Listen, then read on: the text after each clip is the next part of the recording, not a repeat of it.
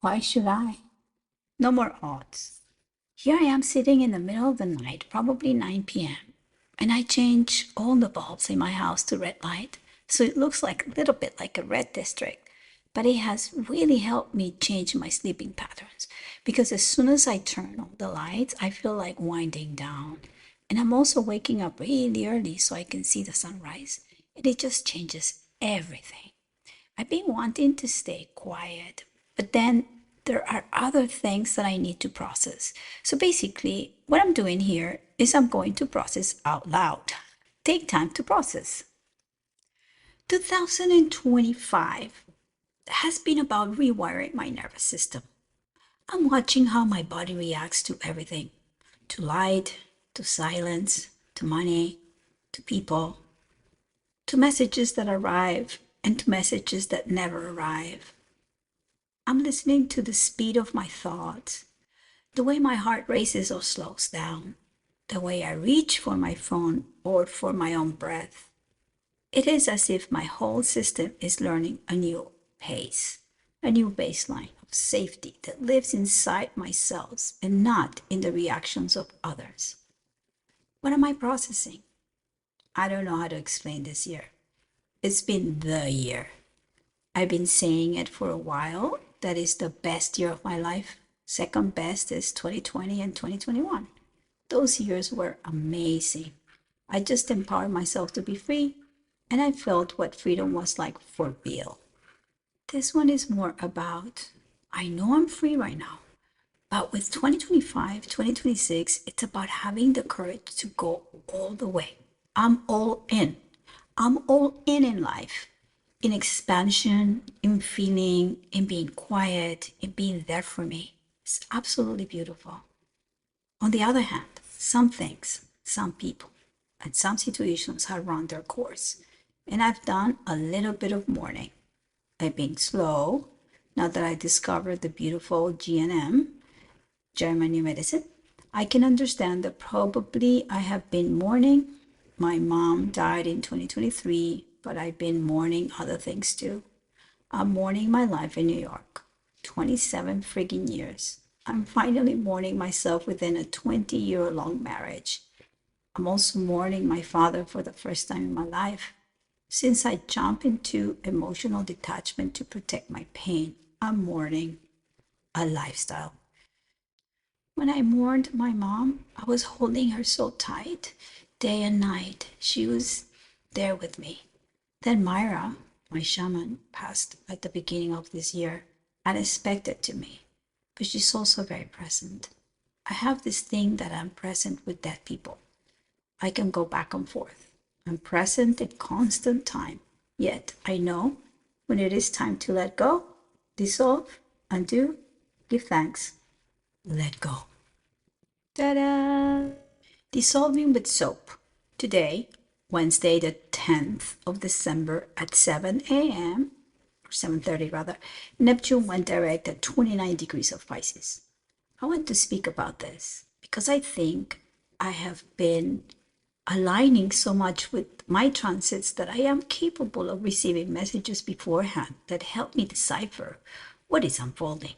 Neptune entered Aries briefly on April 1st, then went retrograde and re-entered Pisces on October 10th, 2025. And in that return, a lot of confusion surfaced. I feel like it messed the structure of what I had prepared for 2025 because deeper information needed to come through. Now I feel I can restructure it with more clarity. Neptune in my second house has been dissolving all attachments to value and dissolving illusions about worth for the last 14 years or so. Saturn has been traveling with Neptune the last 3 years, and both have been squaring my nodal axis in the 5th and 11th house the last year. This has been asking me to see the pattern that shaped my creativity, my friendships, my communities, my pleasure, and my sense of contribution. It has been showing me where I needed to reclaim sovereignty over my resources and over the way I invest my energy. My old scaffolding of self-worth has been dissolving so I can build something true. At the same time, Uranus has been moving through my fourth house, and this is the key that opened the door. with Uranus entering Gemini. I felt disruption in the foundation of my being.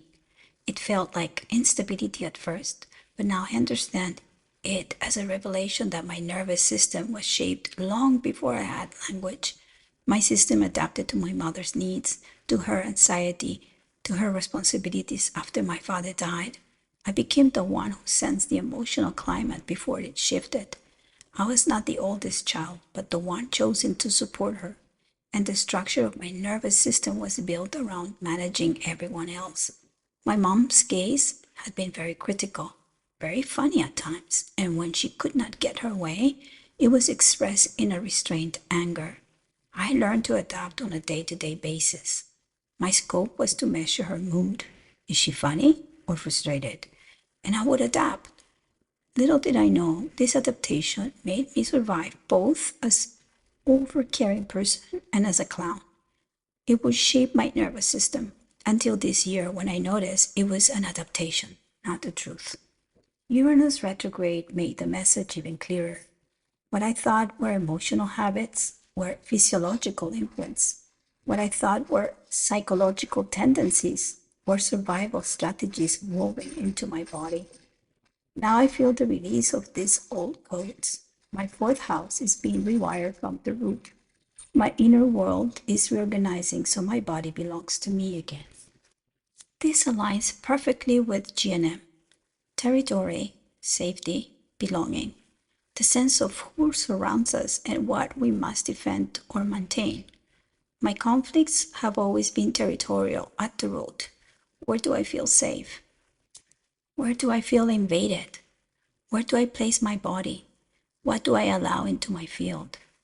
The nervous system is the first territory we inherit. It tells us what home feels like. And for me, home was vigilance.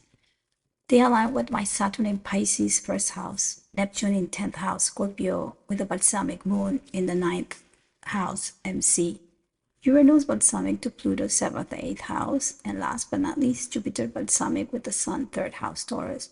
Everything is an ending and a glimpse of a new world.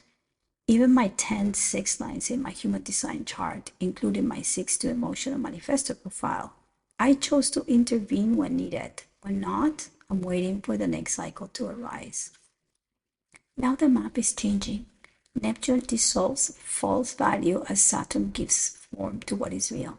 The nodes of the moon show the karmic threads in my 5th and 11th houses, while Uranus breaks open the foundation so I can build a nervous system for the woman I am now, not the child I once was. Ta-da! Numbers speak. When I bring numerology into this moment, everything becomes even clearer. The year 2025 adds to 9. 9 is closure. 9 is completion. 9 is the last exhale before the new cycle. I am a 6, born April 27, 1964. I'm in a 4th year. Foundation, structure, base, anchoring. As of my next birthday, I will enter a 5-year expansion, movement, curiosity, freedom. The work of this year has prepared me the ground for the next. A simple note on GNM. This is German New Medicine, a biological approach that studies how the body responds to shocks, how symptoms follow precise logic, how healing is not random but pattern. It observes brain, organs, psyche as one field. My mind works through observation and correlation, patterns, cycles, signals, and this is where everything begins to make sense. Reading charts regulates my nervous system. Yes, you read right. Watching waves go up and down teaches me that volatility is part of life. Ta-da! Realignment versus discipline. This is why I call the part of the blog Equilibrium is a process where I read financial charts, as they, believe it or not, help me regulate my nervous system. It is the capacity to adapt to internal weather systems, emotional variations, expansions, contractions, shocks, silences. It is knowing how to respond. It is knowing how to return to myself. It is about realignment and far away from being disciplined. This is what my nervous system is teaching me right now. With every breath, I realign. Every habit that became a discipline was limiting me from responding in real time. I started with a question. Why should I? Why should I? Because I want to, because I feel like it. The ought to is no longer belonging in my life. Rewiring my nervous system is still in process, but it is teaching me how to live differently, how not to respond immediately, how to read the field, how to feel the moment. Things, situations, people that used to trigger me no longer do. Somatic work started this process, but the nervous system rewiring is even subtler. Fascia, hypopressives, spine, breath. And it is not a coincidence that the book I'm writing is about the flexibility of those 33 vertebrae. Ta-da! Another frequency entirely, an impulse to be. There is something important about release because every crisis carries a momentum. Neptune is in the gate 25. Saturn is in the gate 36. It just moved from the third line and it still has to move through the fourth, the fifth, and the sixth before entering gate 25, where it will meet Neptune at 25.3. Sensibility, the power to withstand failure and shock. The spiritual attitude, which understands that innocent action is no guarantee for success, yet, as well as the spiritual power to withstand shock and failure.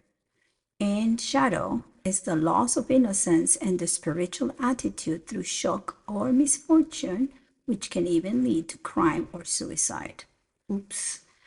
Gate 36 lives in the solar plexus. It is an emotional turbulence. It is a crisis. It is an instability as doorway.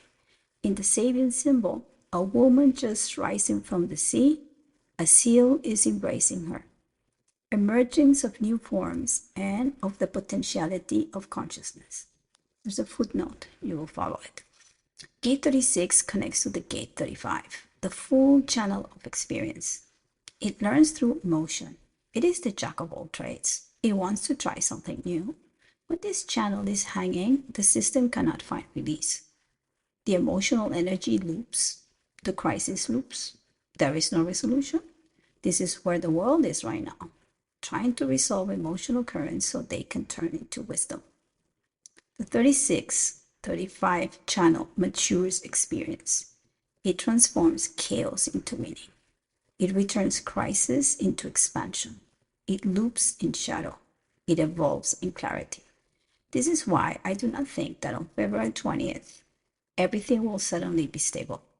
Cycles do not work that way. We're entering a phase, a long phase, reshaping and realigning us with what the universe is asking us. This is tuning. This is remembering. This is a deeper perception, another layer of awareness, another frequency entirely. Ta-da! The truth is, the only way forward is alignment. On the 11th of December, Venus squares the nodal axis from Sagittarius. I keep thinking back to when Venus conjuncted the South Node around October 3rd. The market moved sharply that day. Something was revealed. Now the moon sits on the South Node in Virgo. Identification with all forms of service. Venus in Sagittarius seeks value and truth. It wants meaning. It squares the nodes, asking what needs refinement and what needs to be surrendered. There is also the square between Mars, Juno, the Sun in Sagittarius, and Saturn, Neptune, Ceres in Pisces. Action and dissolution, fire and water, the body and the dream. As Mars moves into Sagittarius and squares Saturn in Pisces, the fire pushes, Pisces softens. Mars wants to act. Saturn dissolves agendas. The truth is, the only way forward is alignment. When Mars squares Neptune this week, Neptune is stationary direct at 29 degrees of Pisces, the last degree, the last moment in its own sign for 165 years. The cycle completes. The veil faints. The illusion is rinsed. Desire is purified. Direction becomes clearer. There is also the square between Chiron and retrograde Jupiter. I feel this as it sits on my natal Mars. It is the courage to go into the emotional body and upgrade the wound. When Jupiter goes direct and confronts Pluto in Aquarius by summer, The expansion meets the transformer. This point has been activated the whole 2025 with Mars, Mercury, Venus, and a new moon. Mars in Sagittarius, squaring Saturn and Neptune in Pisces, belongs to a cycle that began when Mars met Saturn in Pisces in April of 2024. Third quarter squares review, refine, distill. They remove effort that comes from fear. They reveal action that comes from confusion. They prepare the ground for the next conjunction on April 10 or 12 of 2026 at 0 degrees of Aries. A new cycle, a clean impulse, direction without distortion. The nodal axis currently sits at 63 gate line 3 and 64 line 3. 63 is the mental pressure that turns to doubt, inquiry, to truth. 64 is confusion, imagination towards illumination. Enlightening individual truths. How profound. Ta-da! A grounding field. Since I joined the Friends of the Truth online community, it has been amazing to witness how all this work on value and on rewiring my nervous system shows up in real time. I've noticed firsthand that my approach in the group has shifted from being automatically the caretaker to being mindful when I react or interact, when I share and when I respond. I see myself more aware of not falling into automatic behavior that comes from many lifetimes and then becomes resentful. I do not want to fall into those roles. I want to keep boundaries and at the same time be joyful, share creativity, and stand in my own authenticity at all costs. It was not a coincidence that I prepared myself in the last years to join a community full of grounded individuals, where I can fully integrate myself as I reshape the architecture of my value. I feel this working beautifully. I'm realizing how much of my survival needs were sequestering my nervous system. And now that I have shifted, it is incredible because I no longer feel that I am surviving against somebody trying to take over my territory or that I have to overgive to someone who needs something from me. I have rebuilt my nervous system to know that I am in a safe place, that every decision I make toward my own security and my own self-care is a space of abundance, of joy, and of integrity. My neural axis in Cancer is showing me that the more I care for myself, the more creative I become and more abundant my life is. Abundance is not only monetary, it is joy, creativity, generosity. Generosity only works when it includes me. If I fail myself, everything else plummets. This is very important. Okay, there are two footnotes. Number one is the whole explanation of the Sabian symbol in the first degree of Aries. I leave it to you. And then the second one is the last time Neptune entered Aries was April 14, 1861. This is the end of a 165-year-old cycle. Have a great week. Love you guys.